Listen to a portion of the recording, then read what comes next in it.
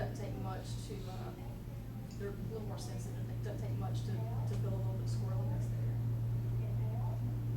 When you add air bars, like I have a belt, do you need to change your seat, like the height or anything? Because now you're doing this more aggressive. Like, Not necessarily the height, the angle. Right. You might want to point the nose down just a notch. If you're going to consistently ride it that Yeah. way. Yeah. And you might try it just level the way it is first and see if it bothers you. I like to ride in my drops, mainly, so mine's pointed in a little more than average. But try it like it is first, and then experience discomfort, change it. Because if you change it more than you need, then it'll feel like you're almost sliding off the seat, and then it'll force you to put more pressure on your wrist, which you don't need to do. You need to have a good balance front to back. You typically might push your seat a little bit forward too, as far as trying to get the angles of your arms and your shoulders, so you're not out here. Right. If you're out here on aero bars, then your shoulders are taking all the weight, and you're gonna end up with fatigue in your shoulders. On an aero bar, the pad doesn't want to sit under your elbow, it wants to sit about 2/3 on your arm. And your upper arm, your humerus is what wants to support your body weight, so it should be almost more perpendicular. So you're not supporting yourself with these shoulder joints, that your body is actually being supported by a perpendicular bone. And that'll take a lot of pressure off your shoulders. And to do that on a road bike, a lot of times you'll have to push the saddle forward a little bit, because typically you are sleeping back a little bit with a little bit more hip angle. That'll open up your hip angle, also bringing you forward, and it'll make it easier to run off the bike because you're not as pinched in that position. And I would highly recommend an air bar that's fully adjustable, side to side and in and out. I have really short arms, and some of the one-piece designs, I would end up throwing myself over the front of the bike. So just to get a custom fit, I'd recommend spending a little bit more money and get something that you can really custom fit, Yeah. custom to yourself. Because you can have the pads will actually come back towards you as opposed to being stationary on the bar itself. Right. So you have that mobility as well. And I'm looking at buying like a cadence monitor, like, but I don't know, like, just plethora of information out there about what you can get.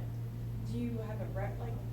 With the cadence, you want to stay, to my knowledge, for triathlons, and you might know more about this, but I believe you want to stay within about 80 to 100 RPMs to maintain a good, reasonable, comfortable level on your body to maintain a good speed. Your cadence on the bike in a triathlon wants to mimic your run cadence. If you get on the bike and mash at 60 to 70 with a big slow cadence, and you get off the bike and you want to have quick feet to turn them over, the muscle memory in the myelin is going to remember the slow cadence. You want to have quick feet because it's more efficient than doing the big plod. So if you would measure your run cadence, it's going to be in that 80 to 100. So you want to mimic that in your bike, because you can't pedal at 60 to 70 and then the last 2 miles, okay, I'm going to spin. Your body's not going to remember that. It's going to remember 20 miles of pedaling really slowly. Makes sense. Jay, I have a question. I have a, I can't remember the name of the bike computer I have, but it's got the magnetic, one on my back wheel, and it's got my, my time, my average, my speed, all that stuff, but the cadence one. So all the other things were the speed, the average, and that, but the cadence. Is it just not reading? I don't know, but why would it read the speed and not the cadence? If it's not reading the cadence, more than likely your crank arm magnet has Okay. fallen off, or either just shifted over. If it's Okay. held on by a zip tie, sometimes they'll kind of shift over. Okay. It has to be within 4 millimeters of the pickup that's on your frame down Okay. here. And that happens a lot even on the back wheel, or if you have it laced down your front wheel, just the spoke magnets want to kind of twist on their own. Yeah. Road vibrations, so you have to kind of just make sure they're within that 4 millimeter Okay. reach with the pickup. But check that. Also, on the unit up here, the bracket, do you have 2 cables that lock into the unit that you can pull in and out? You can pull the cadence cables out, take some 409 and just clean around it. Sometimes moisture, some humidity and dirt will play in there. Dry it, stick it back in, see if that helps.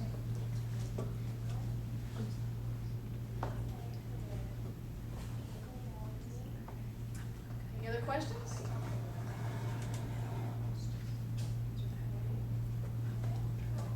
Easy to move.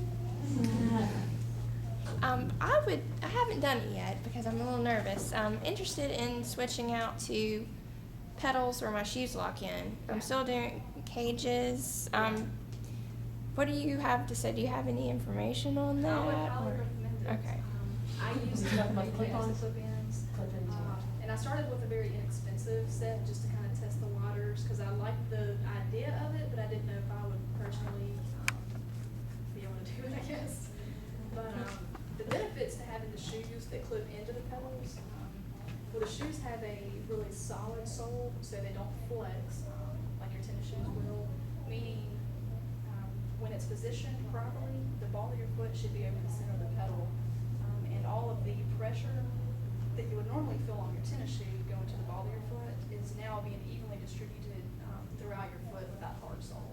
It also helps keep the ball of your foot over the pedal, which the toe cages sort of kind of do that, but you're not completely locked in exactly where you need to be. It also helps with the form of your pedaling, where if your foot slides up just a little bit, like that when you're pedaling, you don't realize after a long run you start getting tired and you're just riding, pedaling, trying to get where you're going. You find yourself doing more of this number versus being able to just bend your ankles and move your legs a lot less than you need to. So being clipped in helps you keep the ball of your foot centered over the pedal so that you can get that correct motion so you're not overworking it. Then of course it helps work different leg muscles because you're not only pedaling down but you're also pedaling up. But I would recommend them. I love them. Do you carry any used parts that Absolutely. could be We have a first section of used parts that Mhm. we clean up, make sure they work, and they're typically half price. We actually have several clipless pedals and a couple shoes that look like new that are marked half price. All right. But we have all kinds of accessories, air bars, even water bottles, like YHubTri, profile design water bottle 7-ups, bar ends, air bars, handlebars, really nice road seats. But our section in the very back when you walk in is expanded. Got a lot of stuff back there. I have kind of a dumb question. I have a water bottle and then I have a pump on my road bike. Can I put another water bottle on top of that pump? Like, cause Yes. you know, it's taking half of my You can, spot. in fact. Yeah, I heard you say that earlier and I was like, cause I've been like really debating taking that Yeah. pump off. Most pumps will come with extra bolts like this that are a little bit longer than what your frame came with. Okay. But what you'll do is put the hardware for your pump down first and then put the water bottle cage on top of it. But that's great, that's normal, that's not a stupid question. They also make, you've probably seen the unit that either clips back on the rails of the seat or on the actual seat post that extends out and you can put a couple bottles behind your So seat. does this go beyond your saddlebag though? Like, cause I would. Yeah, well, there's actually several different ones, and some have, like an arm that expands out. So you put like a little Allen wrench angler, so you can change the angle, get out of the way, and then some just clip on the rails right here and come straight out, so. A lot of you can still put a saddlebag back there. And We have to work with it a little bit. Yeah. It's like figure something out. I can put it right here. And if you have the air bars, the profile design makes a really nice water bottle setup that goes right here. The sponge, you can just pour water down there. There's a straw. It's really, really convenient. That one forces you, you'll end up, if you're using air bars, you'll notice that you'll be better about drinking as opposed to reaching out. You'll just. It's less hassle. and It's way less safer. hassle. You don't have to get out of an arrow position. And I find with a straw, like, do you find that you drink more liquid with a straw than, it's like, it's like, Anything less oh. hassle is. Yeah, good so for me. those are really nice. And the camelbacks are nice because they hold a little more fluid. You know, some people don't like their back sweaty, but with the camelback, typically you'll have more pockets in the bag designed to carry tubes or more nutrition bars. Makes it a little easier to carry things.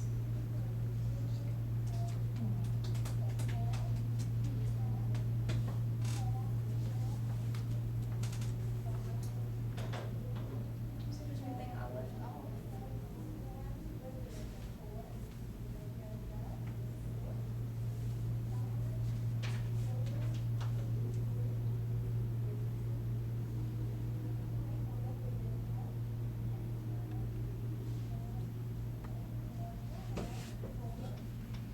this Saturday, I hope some of you can make it. We'll have a cycle Saturday, our first group ride. You're welcome to come if you want to, or anyone at Moore's, please come bike with us. Generally, I like to ride at 5:30 or 6 in the morning. I pushed this back to 7, and I've had some people say, I don't know about 7, but I'm really not comfortable. Even though it is a trace and it is shaded, I'm not comfortable having a whole lot of people out there, you know, in Mississippi heat. 7 o'clock, USM Gateway, we can meet up there. And also, let's talk about it on Facebook. If you haven't liked us on Facebook, be sure to do that, and we can communicate on there. It's our way to link together and actually use this Fit to Sprint training. There's an event that ties in directly to this. If you don't know how to get there, call me, whatever, and I'll show you how to. And you can put anything you want to specific to the event. And I thought only those people could see it, but I'm getting comments from my mother on there. So it's not as discreet as I thought. So there's that. But I would love to have a group ride together. It's another endurance ride. We can still, if it rains, we have the spin room. Nan's given us permission to have a group spin. Monica led one last Saturday, and it was great. Enjoyed that. And then Sunday we have a run day Sunday, like Claim Your Journey has. But it'll be 6:30 at PCS track.